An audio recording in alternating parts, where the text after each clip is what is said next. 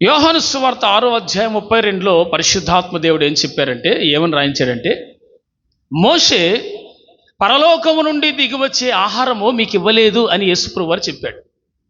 పరలోకము నుండి దిగివచ్చే ఆహారము ఎవరై ఉన్నారంటే సర్వ మానవాళికి నా ప్రభు అయిన మన ప్రభు అయిన యేసయ్య. హల్లెలూయా.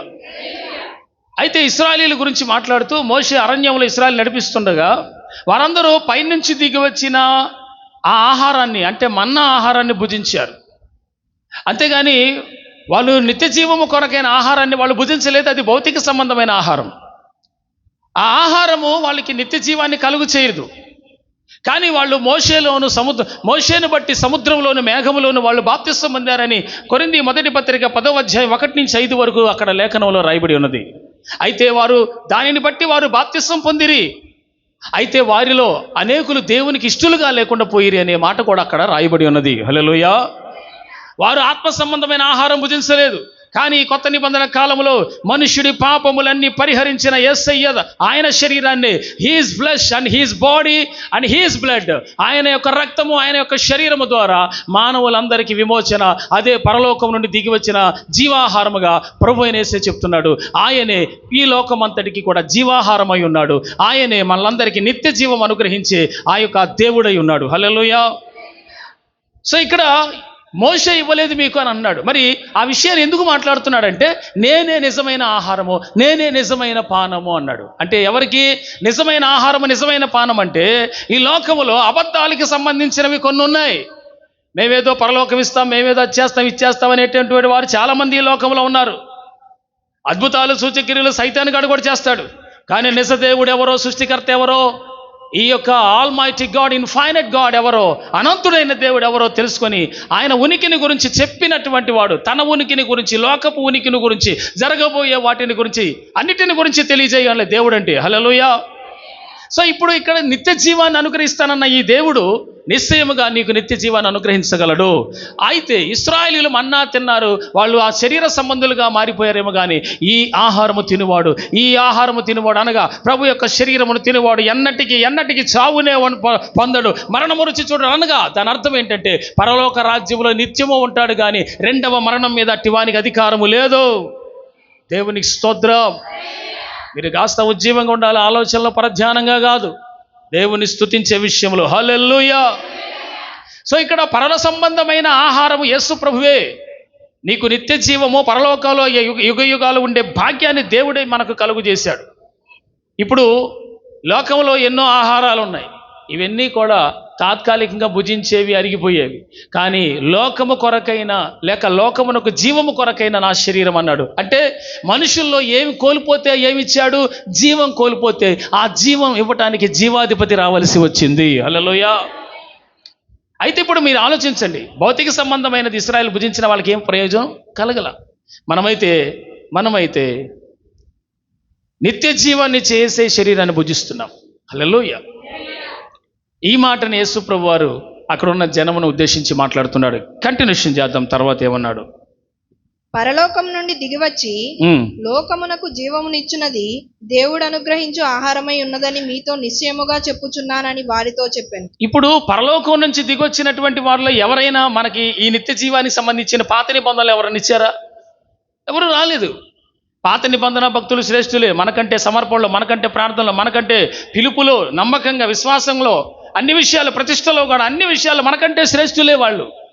కానీ ఈ నిబంధనలో ఈ జీవాధిపతి అయిన యేసయ్య శరీరాన్ని భుజించే భాగ్యం వాళ్ళకు దొరకలేదు. కానీ వాళ్ళు సాదృశ్య రూపకంగా బలిపీఠం మీద తిన్నారు. కానీ మనమైతే నిజస్వరూపియగు సర్వశక్తి నడిపించే యేసు ప్రభు వారి యొక్క శరీరాన్ని తిని మనము నిత్య జీవములో అడుగు పెట్టడానికి సిద్ధపడుతున్నాం. హల్లెలూయా. దానికంటే అది సూచన ప్రాయమే, కానీ ఇది నిజస్వరూపము. హల్లెలూయా. సూచన ప్రాయములో ఉన్నవాడికి పరలోకము దక్కింది. హల్లెలూయా. బలిపీఠము దగ్గరకు వచ్చిన అబ్రహాము కానీ, బలిపీఠం మీద అర్పణ అర్పించిన నోవాహు కానీ, బలిపీఠం మీద అర్పణ అర్పించి దేవునికి ఇష్టలుగా మారిన ఏ సేవకుడైనా, ఏ విశ్వాసి అయినా, పాత నిబంధనలు ఉన్నవాడు ఎవరైనా కానీ బలిపీఠము దగ్గరకు వచ్చిన వాళ్ళందరూ కూడా దేవుని రాజ్యానికి చేర్చబడినప్పుడు అంతకంటే శ్రేష్టమైన, అంతకంటే విలువైన, నిష్కల్మషుడు, పాపుల చేరక ప్రత్యేకంగా ఉన్న పరిశుద్ధుడైన యేసయ్య శరీరాన్ని భుజించినటువంటి వారు నిశ్చయముగా దేవుని రాజ్యములో ఉండబోతున్నారు. మరి ఎక్కువగా అనే మాట నేను చెప్తున్నాను ప్రియులారా, మరీ ఎక్కువగా ఆ మాట మనం చెప్పొచ్చు. హల్లెలూయా. అబ్రహాం మనకంటే గొప్పవాడే, మనకంటే గొప్ప విశ్వాస వీరుడే, కానీ మనం లేకుండా వాళ్ళు సంపూర్ణులు కాకుండానట్లుగా వాళ్ళ ఫలాన్ని మన కోసం ఆపేశాడు దేవుడు. వాళ్ళకి ఫలం ఇవ్వాలా, ఇంకా పరదేశికి వెళ్ళారు కానీ వాళ్ళు ఏ ఫలమో పుచ్చుకోవాలా. జీవాధిపతి అయిన యేసయ్య తాను తన స్వరక్తం ఇచ్చి సంపాదించిన ఆ సంఘాన్ని తీసుకెళ్ళి పరలోకానికి తీసుకెళ్ళి బహుమానాలు ఇచ్చేదాకా మన పితరులైనటువంటి వారికి ఏ బహుమానం దొరకలేదు ఇంతవరకు. హల్లెలూయా. ఎందును బట్టి దొరకలేదు బహుమానం? ఇదిగో కొత్త నిబంధన సంఘం ఇక్కడ క్రీస్తునందు తయారవుతుంది. హల్లెలూయా. క్రీస్తునందు కొత్త నిబంధన సంఘము తయారవుతుంది. హల్లెలూయా. ఈ సంఘము దగదగ మెరిసే అనుభవాలు కలిగిన సంఘము. ఆమేన్. ఈ యొక్క సంఘము సూర్య ప్రకాశము కలిగిన సంఘము. హల్లెలూయా.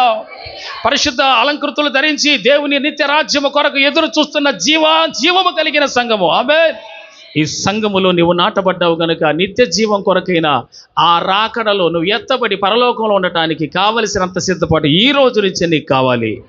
హల్లెలూయా చెబుదామా? ఇక్కడ అంటాడు ఆ మాట 32లో. యూ క్యాన్ రీడ్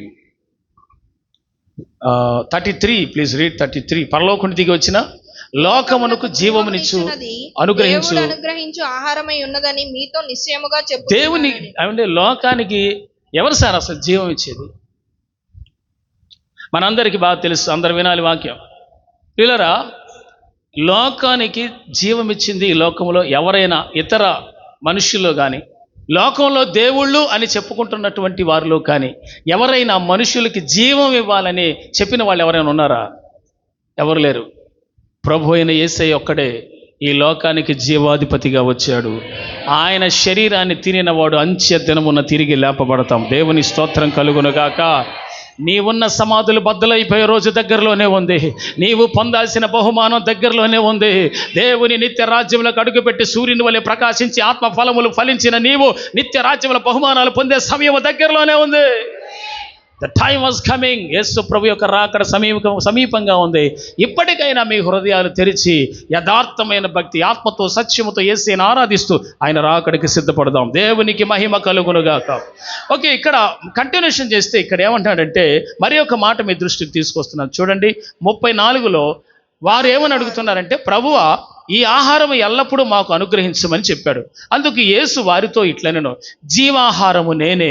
నా యొద్దకు వచ్చువాడు ఏమాత్రమో ఆకలి కొనడు, నా యందు విశ్వాసం ఉంచువాడు ఎప్పుడు దప్పికొనడు అన్నాడు. హల్లెలూయా. ఈ మాట ఎక్కడ చదువుతాం మనం అసలు? ఇంకొక చోట, నా యొద్దకు వచ్చిన వారికి ఆకలి ఉండదు అన్నాడు, నా యొద్దకు వచ్చిన వారికి దాహం ఉండదు అన్నాడు, దప్పికొండదు అన్నాడు. ఇప్పుడు ఈ లోకంలో అంశాల గురించి దేవుడు ఈ మాట చెప్పట్లా, ఇది పరలోకంలో జరిగే అంశాన్ని గురించి మాట్లాడుతున్నాడు. హల్లెలూయా. ఆ మాట కూడా ఒక్కసారి చదువుదాం. యేసయ్య దప్పికొండదు, ఆకలి ఉండదు, ఆహారం ఉండదు, అసలు ఆకలే ఉండదు అన్నాడు కదా. అది ఎక్కడ ఉందో చూద్దాం. Revolution, the book of revolution, ప్రకటన గ్రంథము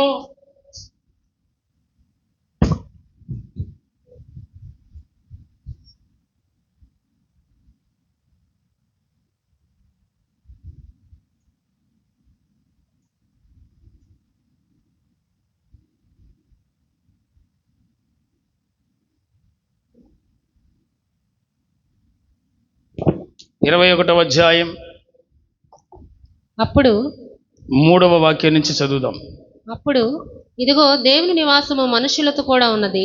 దేవుని నివాసము మనుషులతో కూడా ఉంది. ఇప్పుడు చెప్పండి, దేవుడు మనుషులతో నివసించడానికి ఇష్టపడుతున్నాడు. హల్లెలూయా. ఇప్పుడు ఉన్నాడంటే దేవుడు ఇప్పుడు ఆత్మస్వరూపిగా ఉన్నాడు, కానీ ఇక ముందు అయితే మన కళ్ళ ముందు మన మధ్యలో ఉండబోతున్నాడు. హల్లెలూయా. ఇప్పుడు ఈ అనుభవం ఎంత గొప్పది, అసలు దేవుడే మన మధ్యలో ఉండటం. హల్లెలూయా. అయితే చదువుదాం. మనుషులతో కూడా ఉంది, ఆయన వారితో కాపురం ఉండును. అంటే యేసు ప్రభువారు ఎప్పుడు ఇక మనతోనే ఉంటాడు, ఇక ఎప్పుడు వేరవటం అనేది ఉండదు. ఇప్పుడు ఆత్మస్వరూపిగా ఉన్నాడు, ఇప్పుడు విడవల.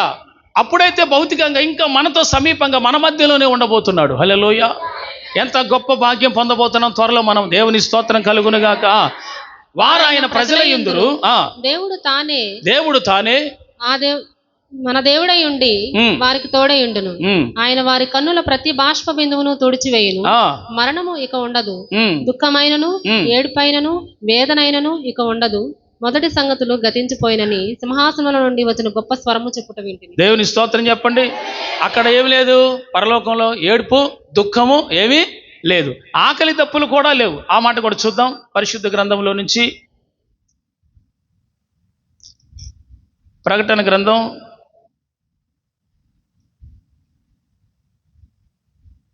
7వ అధ్యాయం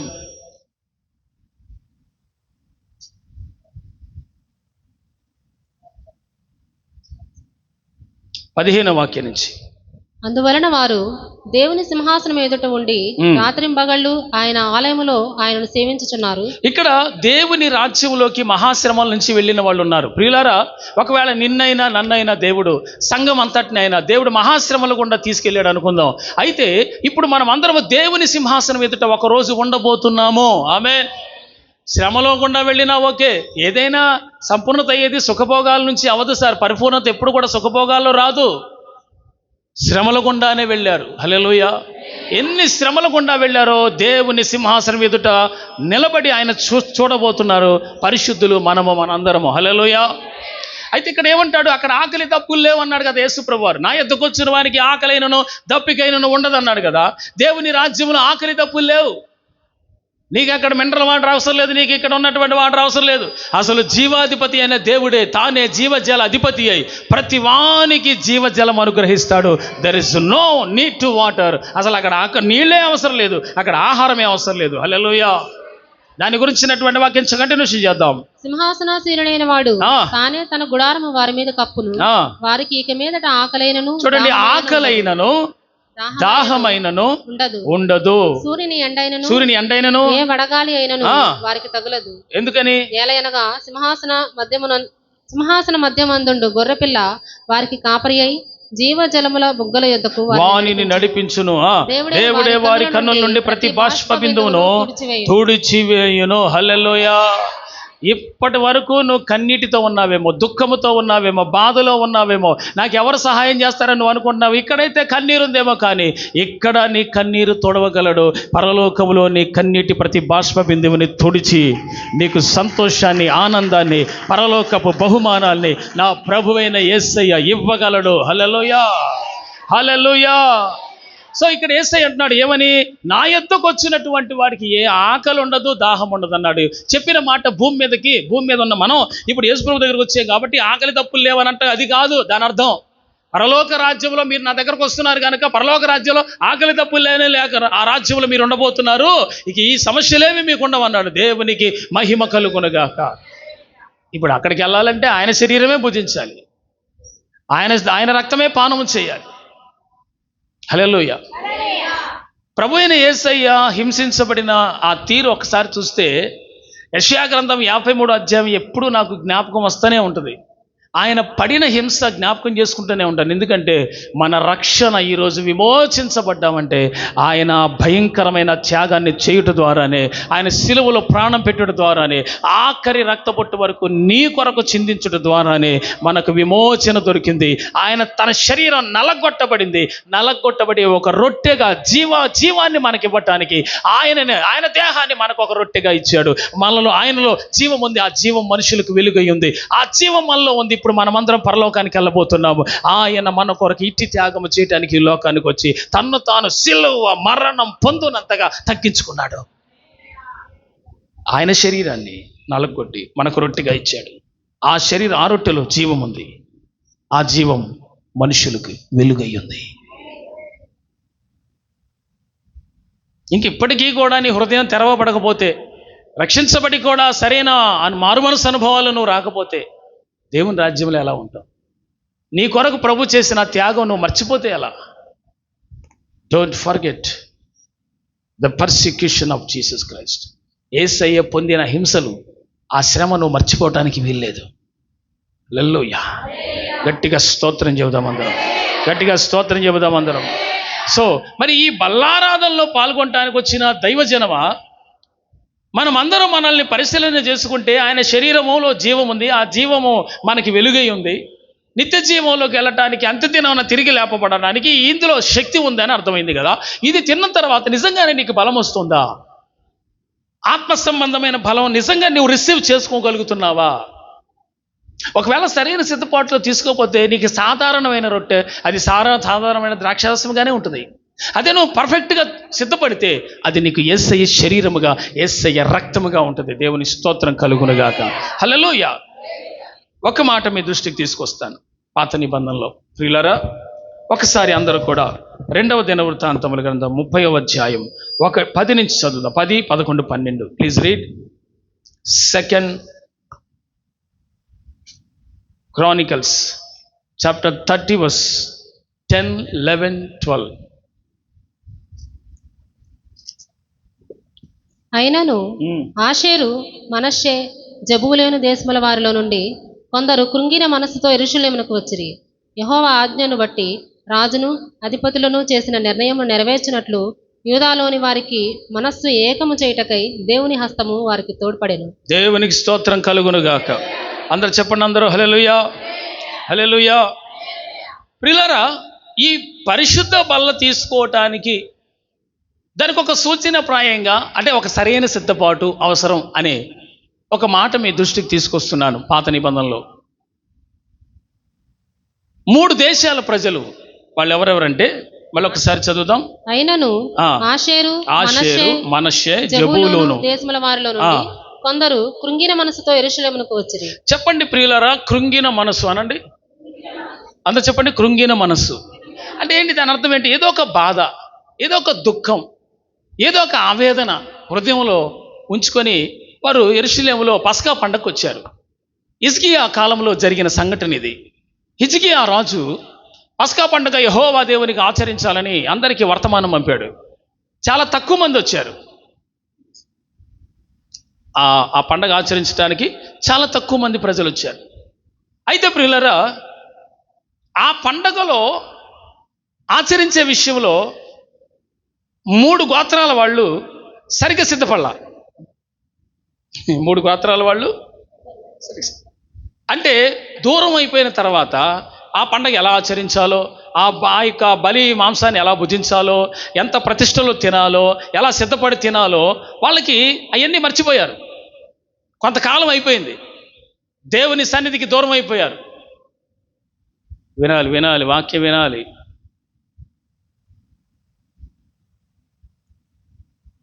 కొంతకాలము దేవుని సన్నిధికి దూరం అయిపోయారు.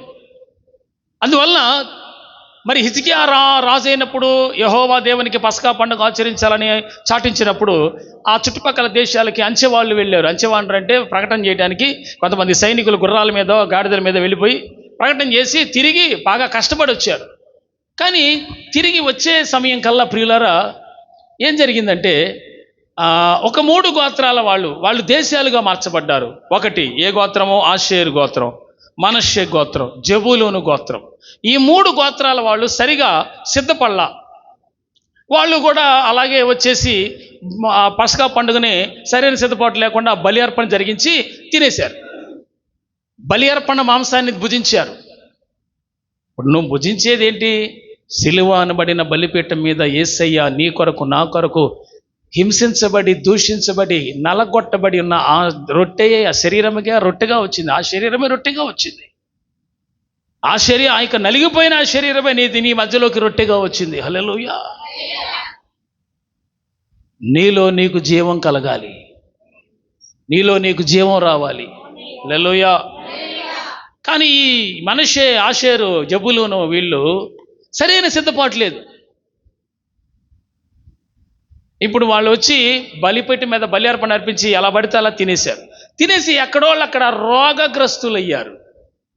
ఎవ్వరు కదలట్లా అక్కడి నుంచి, గుడారాలో నుంచి. ఏమైందంటే అనారోగ్యాలు వచ్చేసినాయి. చదువుదాం ఆ తర్వాత ఏం జరిగిందో. కావున 2వ నెలయందు పులియని రొట్టెల పండుగ ఆచరించుటకై అతి విస్తారమైన సమాజముగా బహుజనులు యెరూషలేములో కూడిరి. వారు దాని చేపట్టి యెరూషలేములో ఉన్న బలిపీఠములను, ధూపపీఠములను తీసివేసి కిద్రోను వాగులో వాటిని పారవేసి. గట్టిగా స్తోత్రం చెప్పండి. హల్లెలూయా. యెరూషలేములో ఏమున్నాయి? బలిపీఠం.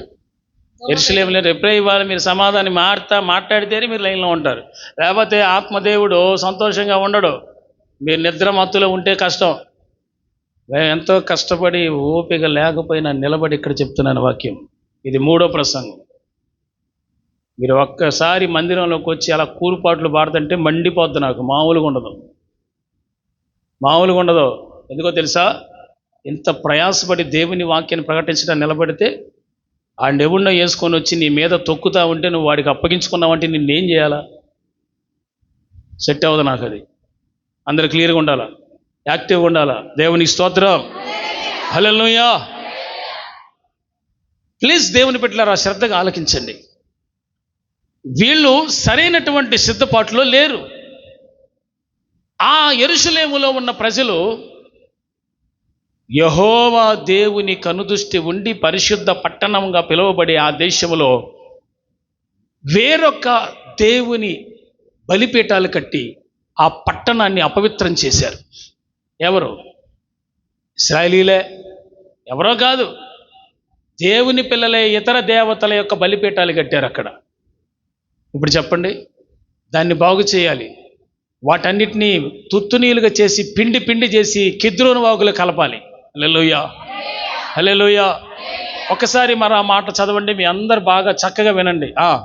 వారు దాన్ని చేపట్టి యెరూషలేములో ఉన్నటువంటి ఆ భయంకరమైనటువంటి బలిపీఠాలన్నీ కూడా పడగొట్టి తుత్తునీలుగా చేయాలి. ఆ పని చేపట్టారు. దేవునికి స్తోత్రం. దేవుని యొక్క పరిశుద్ధ పట్టణములో ఏది నిలవకూడదో, ఏది ఉండకూడదో దాన్ని నిలిపిన ఇశ్రాయేలీయులకు వచ్చిన శిక్ష అంతింత కాదు. ఎక్కడోళ్ళని అక్కడ చెదరగొట్టాడు దేవుడు. 12 గోత్రాల వారిని, 12 గోత్రాల వారిని చెదరగొట్టేశాడు. అసలు యెరూషలేములో ఉండనీయకుండా దేవుడు, నా పట్టణాన్ని, నా పరిశుద్ధ మందిరాన్ని మీరు అవమానపరుస్తారా, అపవిత్రపరుస్తారా అని 12 గోత్రాల వాళ్ళని చెదరగొట్టేశాడు అక్కడ లేకుండా. కొన్ని సంవత్సరాల తర్వాత హిజ్కియా రాజు అయిన తర్వాత తిరిగి మరలా యెహోవాకు పస్కా పండుగ ఆచరించాలని రాజులో ప్రేరేపణ పుట్టించి చెదిరిపోయిన ఇశ్రాయేలీయులందరినీ కూడా తిరిగి మరలా తీసుకొచ్చి అక్కడ పస్కా పండుగ నిర్వహించడానికి హిజ్కియా సిద్ధపడ్డాడు. దేవునికి స్తోత్రం, హల్లెలూయా. దైవ కార్యాలు జరిగించడానికి దేవుడు ఎవరినైనా ప్రేరేపించడం సహజమే కదా. ఈ వెళ్ళిపోయిన జనం మొత్తం ఆచారాలు, ఈ నిబంధనలన్నీ, ఈ వ్యవహారం అంతా మర్చిపోయారు. బలిపీఠం దగ్గర ఎలా ఉండాలో, అసలు ఏ మాంసం తినాలో, లేకపోతే ఆ బలిపీఠం మీద అర్పించినటువంటి ఆ పశు మాంసం ఎలా భుజించాలో, ఎలా సిద్ధపడి భుజించాలో, సరైన సిద్ధపాటు లేకుండా తీసుకొని వీళ్ళు రోగాలు పాలవుతారేమన్న భయం లేకుండా ఆ రూల్స్, ఆ క్రమాలన్నీ కూడా వాళ్ళు దూర ప్రాంతం వెళ్ళారు కదా, మర్చిపోయారు. తిరిగి వచ్చి ఎలా పడితే అలా తీసుకున్నారు, ఎలా పడితే అలా బలలో పాల్గొన్నారు. అదే పస్కా పండుగలో పాల్గొన్నారు. విధి విరుద్ధంగా అనే మాట అక్కడ ఉంటుంది. నేను దీన్ని ప్రకటించే ముందు ఒక మాట చెప్తున్నాను. కిద్రోను వాగులో నువ్వు కలపాల్సినవి ఏమైనా ఉన్నాయా? Hallelujah. Do you remember, do you find out what I'm saying? నీవు కిద్రోను వాగులో కలపాల్సిన సాతానుగాడి బలిపీఠం నీలో ఏముందో దాన్ని పడగొట్టి తుత్తునీలుగా చేసే శక్తి నీలో ఉందా? హల్లెలూయా. సాతానుగాడి బలిపీఠం నీ కొంపలో కట్టాడేమో, నీలో కట్టాడేమో ఆడి బలిపీఠం. యేసు నామములో అది కూల్చగలిగిన సామర్థ్యము నీలో, ప్రార్థన శక్తి ఉంటే అది కూల్చబడుతుంది. ఆమేన్. అపవాదిగాడు కట్టిన బలిపీఠం ఏదైనా, అది నష్టం చేకూర్చేదైనా, అది నిందలోకి నడిపించేదైనా, అది అవమానంలోకి తీసుకెళ్లేదైనా, నిన్ను అపవిత్రతమైన కార్యాల్లోకి తీసుకెళ్లేది ఏ బలిపీఠం వాడి కట్టినా అది యేసు నామములో నువ్వు ఇప్పుడే ఈ క్షణమంతే దాన్ని కూల్చగలవా? కూల్చి కిద్రోను వాగులో కలపగలవా? హల్లెలూయా, హల్లెలూయా. చేయగలవా పని? లేకపోతే ఆ బలహీనతలో నువ్వు కూడా బలహీనత జతపరచబడిపోయి ఆ లింకులో నీవు కూడా లింకప్ అయిపోయి దాన్ని కొనసాగిస్తూ కిద్రోను వాగులేదేమీ లేదు, ఈ కాసేపు మాత్రమే స్తోత్రం మాత్రం అని ఆ తర్వాత మన ఇష్టం వచ్చినట్టుగా చెలరేగిపోవచ్చు అంటే కుదరదు. ప్రభు యొక్క శరీరం, ఆమేన్, అది సామాన్యమైంది కాదు. తిరిగి నువ్వు లేచుటకు నీలో జీవాన్ని నింపేది, నీలో జీవం తీసుకొచ్చేది. హల్లెలూయా. ఈ ఆషేరు, మనష్య, జబూలూను గోత్రంలో ఉన్న వాళ్ళందరూ తగిన విధంగా సిద్ధపడలేదంట. బల్ల తీసుకోవడం అంటే సరైన సిద్ధపాటు లేకుండా తీసుకుంటే అట్ట. ఓకేనా? Okay, coming to the point. 30వ అధ్యాయం 18 నుంచి. ఎఫ్రాయిము, మనష్షే, ఇస్సాకారు, జబూలూను దేశంలోనే వచ్చిన జనులలో చాలా మంది తమను తాము ప్రతిష్ఠించుకొనకయే విధి విరుద్ధముగా పస్కాను భుజింపగా హిజ్కియా పరిశుద్ధ చాలు తల్లు పైకెత్తండి. తమ్మును తాము ప్రతిష్ఠించుకోవాలి అనండి. ఎలా? Lord give me the holy spirit anointing, Lord give me, తండ్రి ప్రత్యేకమైన జీవితం జీవించాలి అని నువ్వు విజ్ఞాపనలో, ప్రార్థన విజ్ఞాపనలు చేస్తూ నిన్ను నువ్వే, నీలో ఉన్న ఆటంకాలు, నీలో ఉన్న అడ్డు, నీలో ఉన్న అపవిత్రమైనది అన్ని ఒప్పుకొని విడిచిపెట్టి తీసేసుకొని నీకు ప్రభా నాకు ప్రతిష్ఠ ఇవ్వండి, ప్రభా నన్ను అభిషేకించండి, దేవా నన్ను పరిశుద్ధాత్మతో నింపండి, నీ దక్షిణ హస్తాన్ని నా మీద ఉంచి నీ ఆత్మచేత నింపండి, నన్ను నడిపించండి ప్రభా అని నువ్వు దేవుని సన్నిధిలో విజ్ఞాపన ప్రార్థన చేస్తూ సిద్ధపడాలి. ఒక పర్ఫెక్ట్ సిద్ధపాటు కావాలి. ఏదో శుద్ధీకరణలో నిన్న కాసేపు కూర్చున్నాను ఇప్పుడు కూర్చున్నాను కాదు నేను చెప్పేది. ఎవ్రీడే నువ్వు దేవునికి ప్రతిష్ఠించబడిన అనుభవంలో కొనసాగాలి. ఇది ప్రభు అయిన యేసయ్య కోరుకుంటున్నది నీలో. ప్రతిష్ఠించబడుట ప్రత్యేక జీవితం. ఇక్కడ పరిశుద్ధాత్మ దేవుడు ఏం చెప్తున్నారంటే, ఎఫ్రాయిము, ఆషేరు, మనష్షే, జెబులూను అనబడిన ఈ 4 దేశాల వాళ్ళు తగినంత సిద్ధపాటు లేదంట. వారు తమ్మును తాము ప్రతిష్ఠించుకొనకయే విధి విరుద్ధంగా పస్కాను భుజించారు. ఎప్పుడైతే తమకు ప్రతిష్ట లేకుండా, ప్రత్యేకత లేకుండా, ఒక సమర్పణ, దుఃఖంతో, కన్నీటితో, పాపక్షమాపణ నిమిత్తం వేడుకొని ఒక శుద్ధీకరణతో ప్రభు యొక్క బల్లకి సమీపిస్తే దేవుడు క్షమించి నువ్వు తీసుకున్న ప్రభు శరీరం నీకు జీవం కలుగు చేస్తాడు. నీలో అలాగే పాపం కొనసాగుతూ అలాగే ఉండిపోతూ అలాగే తీసుకుంటే ఏదో ఒక సమస్య వస్తుందని నేను చెప్పలా, వాక్యం చెప్తుంది. 11 కొరింథీ 11వ అధ్యాయం 27 నుంచి చదివితే ఏమన్నది అక్కడ? ఎవడు అయోగ్యంగా ప్రభు యొక్క రొట్టెను తిననో లేక ఆయన పాత్రలోనిది త్రాగునో వాడు ప్రభు యొక్క అపరాధి. మీలో కొందరు రోగులు, కొంతమందికి అయితే పరదేశులము ప్రియుల ఏట్రా పాడపాడిచే తొందరగానంటే బల్ల సరికి తీసుకోకపోయినా పోతారంట. దేవుని స్తోత్రం కలుగునుగా. మీరు ఒక మాట చెప్పండి, మీరు ఎప్పుడైనా సరిగ్గా సిద్ధపాటు లేకుండా తీసుకోలేదంటే, సరిగ్గా సిద్ధపడలేదు కాబట్టి తీసుకోలేదండి అనే బ్యాచ్ ఎక్కువ మంది ఉంటున్నారు. అంటే సరి అయినటువంటి సిద్ధపాటు కావాలి.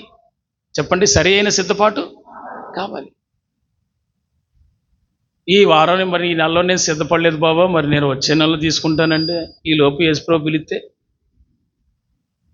అన్ని దినములు నీవి కాదు, ప్రతి నిమిషం నీది కాదు, అసలు రేపు అన్నదే నీది కాదు. టుమారో ఈజ్ మైన్ అన్నోళ్ళు చేసి చూపించండి ఒకసారి. రేపు నాది అన్నోళ్ళు ఏట్రా మరి గ్యారంటీ లేని బ్రతికి ఓ తెగ చేస్తున్నాం ఎందుకు? మరి చాలా చాలా చాలా హెచ్చించుకుంటున్నాం, చాలా గర్వపడుతున్నాం. రేపు నీది అంటానికి ఎవడైనా గ్యారంటీ చెప్పగలమా అనుకున్న ఎవ్వరూ చెప్పలేము. ఆయన కృప తప్ప వేరొకటి లేదు.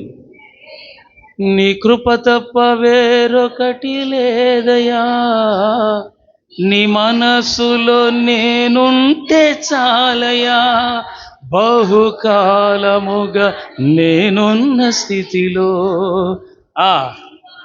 నాయడ చాలునంటివే. ఆయనలో ఉంటే చాలు సార్. ఎంతకంటే ఏం కావాలి చెప్పండి? కృపే మనల్ని నిలుపుద్ది, రేపుటికైనా కృపే, ఎల్లుండికైనా నిలుపుద్ది, కృపే జీవితాంతం నిలుపుద్ది. కొట్టరే గట్టిగా చప్పట్లు కొట్టి ప్రభువుని భయపడతాం. జీవితాంతం నిలిపేది కృపే, కృప తప్ప వేరొకటి లేదు. హల్లెలూయా. నీ దయా సంకల్పమే నేటి వరకు మనం ఇలా ఉండటానికి సహాయపడింది. ఎవరి సహాయం? ఎవరి దయా సంకల్పం? ఆయన దయా సంకల్పమే నేటి వరకు ఈ రాత్రిని ఇలాగున్న సేవలో కొనసాగటానికి కానీ, మనం బ్రతకటానికి కానీ, ఈ విధంగా ఆయన సన్నిధికి వచ్చి సంతోషించటానికి కానీ ఆ కృపే, ఆ దయే. హల్లెలూయా. వేరొకటి లేదు. ఆమేన్. నా బలము నా జ్ఞానము అనుకున్న రాజులు పోయారు, అధికారులు పోయారు, కోటీశ్వరులు పోయారు. హల్లెలూయా. ఏ దినమో నీది కాదు, ఈ దినమే నీ దినం. హల్లెలూయా. అర్థమైతే స్తోత్రం. హల్లెలూయా. ఏంటి సార్ సేవకుడు ఏదైనా ఒక మాట చెప్పినవితే నాకు కలవండి సార్. వాడకేసిన పిడకలాగుంటారు కొంతమంది చర్చిలో. ఎందుకు సార్ అలాగా అంత కోపం? నేనేమన్నా స్టేకేసి పాడిసేవని పెట్టి నన్ను కాల్చేటట్టున్నారు గన్ను దొరికితే. అంత కోపం ఎందుకు చూస్తారు? నాకు వెళ్ళి కొంత సంతోషంగా ఉండండి. దేవుని స్తోత్రం. హల్లెలూయా. ఈ విధమైన సంతోషం కాలేజీలో దొరుకునా? మాట్లాడరే. ప్లే గ్రౌండ్లో దొరుకునా, పోనీ ఇంకెక్కడైనా దొరుకునా, నువ్వు కోరుకునే ప్లేసులు ఎక్కడైనా విందు వినోదాల మధ్యలో దొరుకునా ఎంత పరిశుద్ధమైన ఆనందం ఆయన సన్నిధిలో తప్ప ఇది ఎక్కడ దొరకదు. మల్టీవిటమిన్ క్యాప్సిల్ కంటే 100 అంతుల బలం. హల్లెలూయా. అందుకే చాలామంది బలం తీసుకున్న తర్వాత చాలా బలంగా ఉంటారు, చాలా సంతోషంగా కనపడుతుంటారు. తీసుకున్నా కూడా నీరసంగా కనపడితే ఇక నేను మాత్రం ఏం చేశాను, బల్ల అయిపోయింది, ప్రార్థన చేసుకో, అయ్యా ఎట్లా ఉంది ప్రార్థన చేయండి, ఇప్పుడేగా బల్ల తీసుకున్నా అనిపిస్తుంది, అనాలనిపిస్తుంది. కానీ సరే ఏం చేస్తాం, ప్రార్థన చేయక తప్పదు కదా. బల్ల తీసుకుంటే ఒక్కసారి బలమైన ఉజ్జీవం పొంగి పొరుగుతుంది. హల్లెలూయా. ఆ జీవము నీలోకి ప్రవేశించడంతో ఎక్కడ లేనంత ఆనందం వచ్చేస్తుంది. హల్లెలూయా. ఆత్మ సంబంధమైన ఆనందం. ఆమేన్. అలా ఆత్మ సంతోషంగా ఉంటే శరీరం అంతా సంతోషంగానే ఉంటుంది. హల్లెలూయా. కాబట్టి ఈ 4 దేశాల వాళ్ళు యెరూషలేము వచ్చి మంచి సిద్ధపాటు లేకుండా తీసుకున్నారు. ఆ తర్వాత ఏం జరిగిందో చదువుదాం. పరిశుద్ధ స్థలం యొక్క శుద్ధీకరణము చొప్పున అక్కడ ఆగాలి, మీరు అంత స్పీడ్ చదివితేట. పరిశుద్ధ స్థలము యొక్క శుద్ధీకరణము చొప్పున, అది అట్ట చదవాలా. పరిశుద్ధ స్థలము యొక్క శుద్ధీకరణము చొప్పున అంటే పరిశుద్ధ స్థలంలోకి వచ్చి దానికి ఒక శుద్ధీకరణ ఉందన్నమాట. ఆమేన్. అంటే దానికి ఒక క్రమం ఉందన్నమాట. హల్లెలూయా. క్రమం లేకుండా ఎక్కడ పడితే అట్ట వచ్చి బల్ల తీసుకుని పస్కా పండుగలో పాల్గొన్న ఇశ్రాయేలీలు, లేకపోతే ఈ 4 దేశాల వాళ్ళు పని ఏమైందో తెలియదు, అందరూ అట్ట పడిపోయి కూర్చున్నారు. పరిశుద్ధ స్థలముకి ఒక క్రమం ఉంది, ఒక క్రమం ఉంది. ఆ క్రమం లేకుండా అక్రమంగా ప్రవర్తిస్తే మేమేం చేయలేం. దేవునికి స్తోత్రం.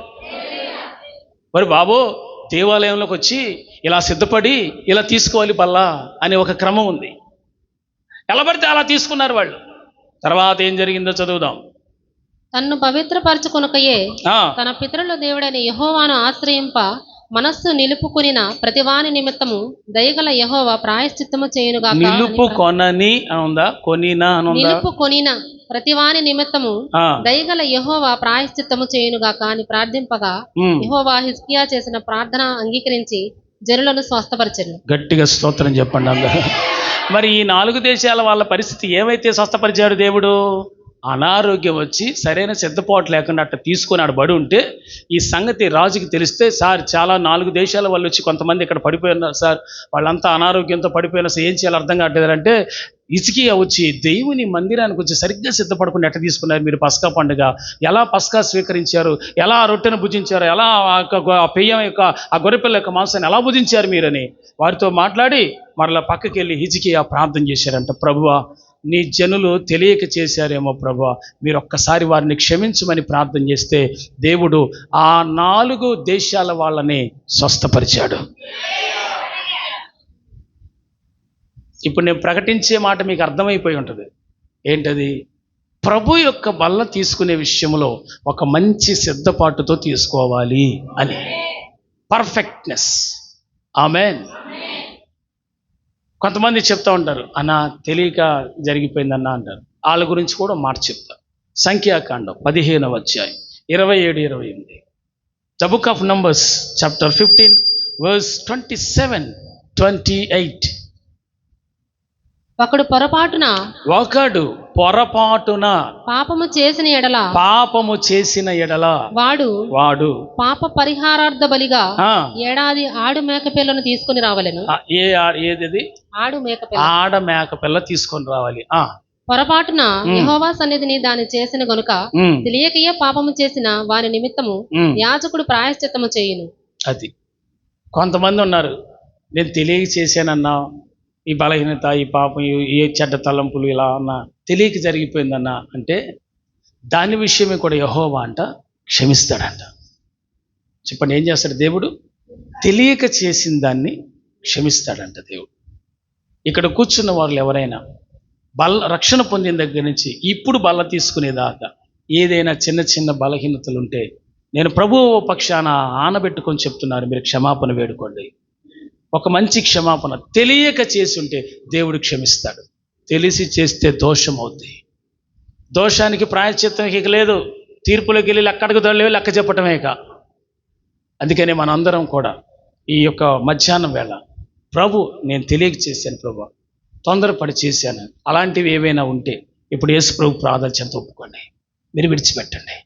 ఎందుకంటే నీ కొరకు జీవాధిపతి అయిన దేవుడు తన శరీరాన్ని నల్లగొట్టబడి నీకొక రొట్టెగా ఇచ్చాడు. ఆయన శరీరాన్ని నీ దగ్గరికి తీసుకొస్తుండగా నిజంగా మీరు ఒక సరైన సిద్ధపాటులో ఉంటే ఈ బల్ల తీసుకోండి. ప్రభు యొక్క రాకడకు మీరు సిద్ధపడండి. ఆమేనని చెప్దాం, గట్టిగా స్తోత్రం చెబుదాం. Hallelujah. Okay, let's going to read John chapter 6. క్షమించండి, మత్తయి సువార్త 26 చివరి మాట చదివి ముగించేద్దాం, చాలా సమయం అయిపోయింది. మత్తయి సువార్త 26వ అధ్యాయం 26 నుంచి. వారు భోజనము చేయుచుండగా యేసు ఒక రొట్టెను పట్టుకొని దానిని ఆశీర్వదించి విరిచి తన శిష్యులకిచ్చి, ఇది మీరు తీసుకొని తినుడి, ఇది నా శరీరం అని చెప్పెను. హల్లెలూయా. ఇప్పుడు యేసయ్య ఇది నా శరీరానికి సాదృశ్యం అని అన్నాడా? సాదృశ్యం అన్నాడా? శరీరం అన్నాడా? This is my flesh. దేవుడు దానిని రొట్టెను విరిచే ముందు ఏం చేశారంటే ఆశీర్వదించాడంట.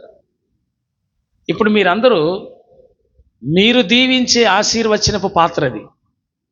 మొదటి కొరింథీ పత్రిక 10వ అధ్యాయంలో రాయబడి ఉంటుంది, మీరు దీవించే ఆశీర్వచనపు పాత్ర అది. దీంట్లో మీరు చేయబోతున్నారు. అందులోను దేవుడు దీనిని ఆశీర్వదించాడు. దేవుడు మొదట ఆశీర్వదించాడు. ఈ ఆశీర్వదించబడిన రొట్టెను మీరు భుజిస్తున్నారు అంటే మీరంతా ఏమవుతారు తెలుసా? ఆశీర్వదించబడతారు. మీరందరూ కూడా క్రీస్తు యొక్క శరీరంలో పాలుపంచుకొనుచున్నారు కనుక మీరు అంచెదినమున బోర శబ్దాన్ని వినగలిగే శక్తిని, ఆ సామర్థ్యాన్ని మీరు తీసుకున్న వెంటనే పొందుతారు. అది ఎంతో లేట్ లేదు, ఆలస్యం లేదు. అంటే బోర శబ్దాన్ని వినడానికి కాదు నేను చెప్పేది, ఆ నిత్య జీవాన్ని, ఆ శక్తిని వెంటనే పొందుతాం మనం. వెంటనే, దేర్ ఇస్ నో టైం. ఏదో పెద్ద గ్యాప్ తీసుకోడు యేసుప్రభు వారు. నువ్వు భుజించి లోపలికి వెళ్ళిపోవడంతో అద్భుతమైన శక్తిని దేవుడు కలుగు చేస్తాడు. ఆమేన్. అంచెదినమున తిరిగి లేపబట్టడానికి సిద్ధంగా ఉండు. బోర శబ్దాన్ని వినటానికి సిద్ధంగా ఉండు. ప్రభు ఈ మాటలు దీవించునుగాక. ప్రభు యొక్క శరీరం ఇప్పుడు మీ దగ్గరకు వస్తూ ఉండగా, ఆయన రక్తం వస్తుండగా తిని పానం చేయడానికి సిద్ధపడిన వాళ్ళందరూ కూడా ప్రార్థనాపూర్వకంగా కూర్చుందాం. స్తోత్రం, స్తోత్రం, స్తోత్రం.